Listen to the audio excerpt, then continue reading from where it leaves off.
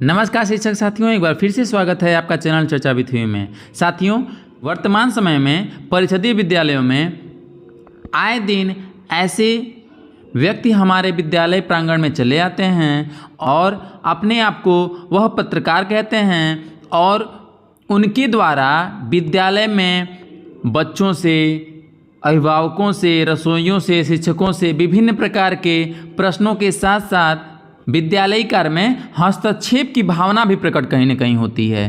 तो जब हमारे विद्यालय में पत्रकार आएँ तो उनके लिए क्या नियम है? ऐसा तो है नहीं कि वो हमारे लोकतंत्र के चौथे स्तंभ है तो उनको पूर्ण आज़ादी मिली हुई है। उनके लिए क्या नियम है? और यदि पत्रकार आपके विद्यालय में आते हैं तो आपको क्या करना है? किस प्रकार से उनका सहयोग करना है या किस प्रकार से हम ये जान लें कि उनका अधिकार क्षेत्र क्या है और उनके अधिकार क्षेत्र से बाहर निकलने पे तुरंत उनको हम अवगत कराएं या सूचित करें। तो इन सारे बिंदुओं पे, इन सारे मुद्दों पे आज हम इस वीडियो में चर्चा करने जा रहे हैं। और यकीन मानिए कि यह वीडियो बहुत ही महत्वपूर्ण है, क्योंकि शायद ही ऐसा कोई शिक्षक होगा या विद्यालय होगा जो इस मुद्दे से, जो इस बिंदु से अछूता रहा होगा। तो आइए इस वीडियो में देखते हैं हम कि पत्रकार यदि विद्यालय में आते हैं तो हमें क्या क्या करना चाहिए। आइए शुरू करते हैं। देखिए, हमने एक आदेश लिया हुआ है जो जिला बेसिक शिक्षा अधिकारी बांदा का आदेश है। ठीक है, इस आदेश को सभी प्रधानाध्यापक, इंचार्ज प्रधानाध्यापक, पूर्व माध्यमिक और प्राथमिक विद्यालय के हेडमास्टर को संबोधित है। वैसे तो ये पत्र पुराना है, लेकिन फिर भी इसके बिंदु आज भी उतने ही चरितार्थ हैं जितने उस समय थे। लिखा जा रहा है कि उत्तर प्रदेश प्राथमिक शिक्षक संघ, उच्च प्राथमिक शिक्षक संघों बांदा द्वारा अवगत कराया गया है कि कतिपय व्यक्ति एवं स्वयं अन्य समूहों में जाकर स्वयं को पत्रकार अथवा मीडिया कर्मी बताकर विद्यालयों में पहुंचकर कक्षों में बच्चों की फोटो खींचने लगते हैं तथा अभिलेखों से छेड़छाड़ करते हैं तथा विभागीय सूचनाएं मांगने का प्रयास करते हैं। साथ ही किचन शेड में अनाधिकृत रूप से प्रवेश करते हैं, जिससे किसी भी अनहोनी की आशंका बनी रहती है।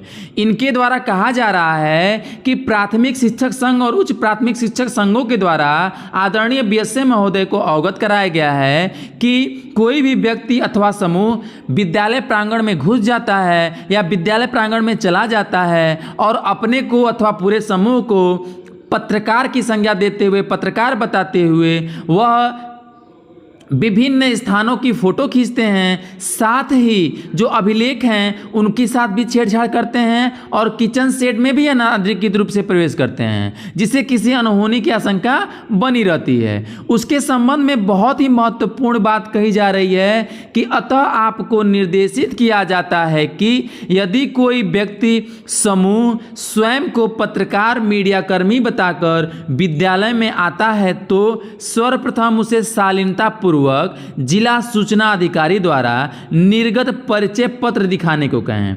सबसे पहला बिंदु ध्यान दीजिएगा, यदि कोई पत्रकार आपके विद्यालय में आता है तो उससे बहुत ही शालीनता से बात करते हुए, बिना उग्र हुए आप उनसे कहें कि महोदय कृपया अपने परिचय पत्र जो जिला सूचना अधिकारी द्वारा निर्गत किया गया है उनको दिखाइए। और उनसे जब आप इस प्रकार से पूछेंगे, हो सकता है कि उनके ईगो को हर्ट हो, तो आप उनसे ये कहिए कि अरे सर आपका परिचय, तो वो बोलेंगे कि मैं मीडिया कर्मी को हूँ। अरे सर ऐसे ही पिछले दिनों आया था, बड़ा विवाद उत्पन्न हो गया था, एक बार ज़रा आप भी अपना परिचय पत्र दिखा देंगे क्या, जो जिला सूचना अधिकारी द्वारा प्रदत्त है। ठीक है, जब इस प्रकार से शालीनता से आप उससे बात करेंगे ना तो उनको ये लगेगा कि अरे यार ये बंदा तो हमारे विषय में या हमारे बिंदुओं को जानता है। तो फिर वो पहले ही बिंदु पे वो आपसे सतर्कता की भावना में क्या करने लगेगा, बात करने लगा। सावधानी से किसी भी बिंदु पे, किसी भी नियम पे बात करेंगे वो, क्योंकि उनको ये पता जब चल जाएगा कि आपसे आप उनका परिचय पत्र मांग रहे हैं, इसका मतलब आपको कुछ पता है। उसके बाद ये पहला बिंदु हो जाएगा, जब वो परिचय पत्र अपना दिखा देते हैं और वास्तव में वो जिला सूचना अधिकारी द्वारा निर्गत परिचय पत्र या मीडिया की जो संज्ञा, जो उनको परिचय पत्र प्राप्त है उसके अधिकृत हैं वो, तो फिर आप अगर वो कोई सूचना मांगते हैं तो उसमें कहा जा रहा है आगे कि यदि वे व्यक्ति समूह परिचय पत्र दिखाता है तो ही उनके द्वारा मांगी गई सूचना उपलब्ध कराएं। यदि वो जो परिचय पत्र दिखाते हैं वो जिला सूचना अधिकारी द्वारा निर्गत है और वो दिखाते हैं तो ही उनके द्वारा यदि कोई बिंदु पे सूचना मांगी जा रही है, कोई बात कही जा रही है तो सुने, अन्यथा उनसे बाहर जाने को कहें। इसके बाद कहा जा रहा है परंतु किसी भी अभिलेख का फोटो न खींचने दें। ये भी ध्यान देंगे कि यदि वो विद्यालय में आते हैं और अपना परिचय पत्र दिखा भी देते हैं तो किसी भी अभिलेख की फोटो कदापि उनको न खींचने दें, किसी भी हाल में न खींचने दें।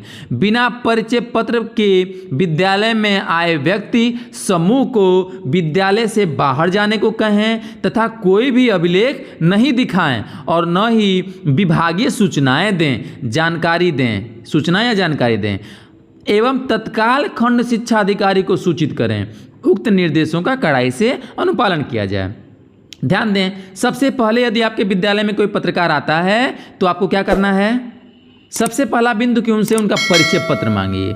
उनसे कहिए कि महोदय आप अपना परिचय पत्र दीजिए जो जिला सूचना अधिकारी द्वारा निर्गत किया गया है। जब वो अपना परिचय पत्र दिखा देंगे तो उसके बाद आपका पहला कदम होगा, यदि वो परिचय पत्र वास्तव में सही है तो उनके द्वारा मांगी गई सूचना आपको प्रोवाइड करा देनी है, ठीक है। लेकिन किसी भी अभिलेख का फोटो उनको खींचने नहीं देना है। ये 2 बिंदु हो गए।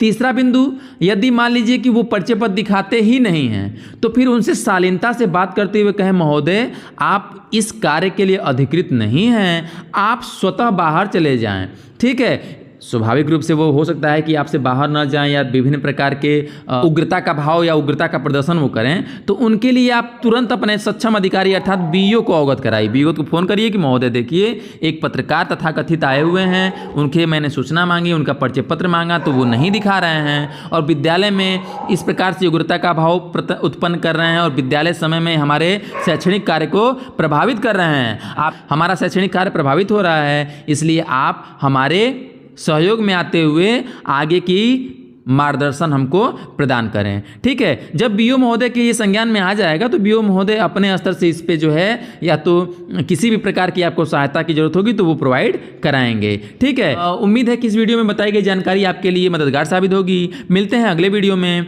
तब तक के लिए नमस्कार शिक्षक साथियों।